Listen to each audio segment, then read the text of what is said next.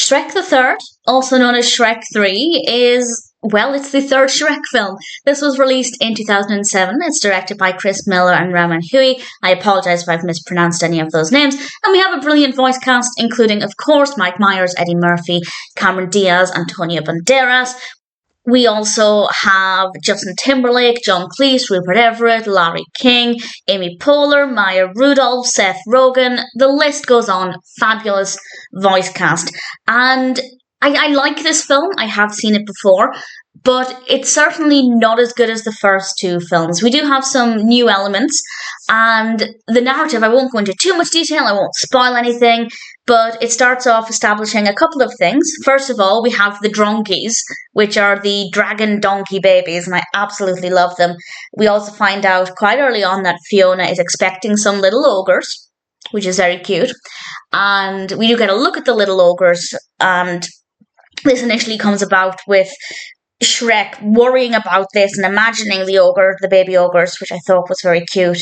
And the main narrative is the fact that Fiona's father, the king, is unwell and he dies pretty much at the beginning of the film. And Shrek is set to take over as king of Far, Far Away, but he doesn't want to do that. And we do have another heir to the throne, a potential heir. This is their cousin Artie, voiced by Justin Timberlake. I think Artie's a pretty decent character. I don't completely love him. I don't think he's that memorable, to be honest, but I certainly didn't mind him. And Shrek goes off to try and find him and bring him back and convince him to take up this role. Meanwhile, Fiona is stuck somewhere. I don't want to say too much more than that, but she's in a situation that she needs to get out of, and she's with some of the other classic princess characters and Donkey and Puss, who have an interesting exchange, to put it mildly. Again, I don't want to spoil too much. The narrative works well. It's an interesting concept. We have a lot of fun elements introduced, a lot of really fun characters. We do have a lot of the traditional fairy tale characters in this, which is one of the main things I really love about Shrek, is seeing all of these fairy tale characters working together and interacting, and that definitely is very apparent here. I feel like the soundtrack is pretty unmemorable, and I say that because the first film's soundtrack is just incredible. The second one is not too bad.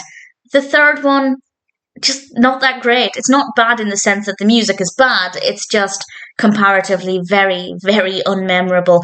The animation is, of course, a delight. It's the same quality we get with the previous films, and I say that because with some sequels, the animation quality tends to drop when the budget drops. For example, if we have cinema releases and then the later sequels are direct-to-video, but that's obviously not the case here, and the animation quality is beautiful. Do I recommend it?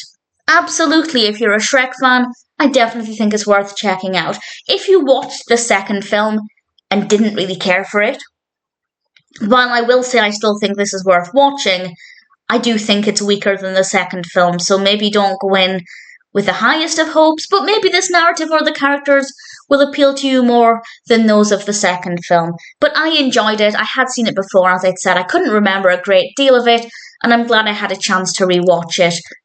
I will be rewatching and discussing the fourth film, which I actually remember more than the third film, but I think that's probably because I saw it more recently than the third film.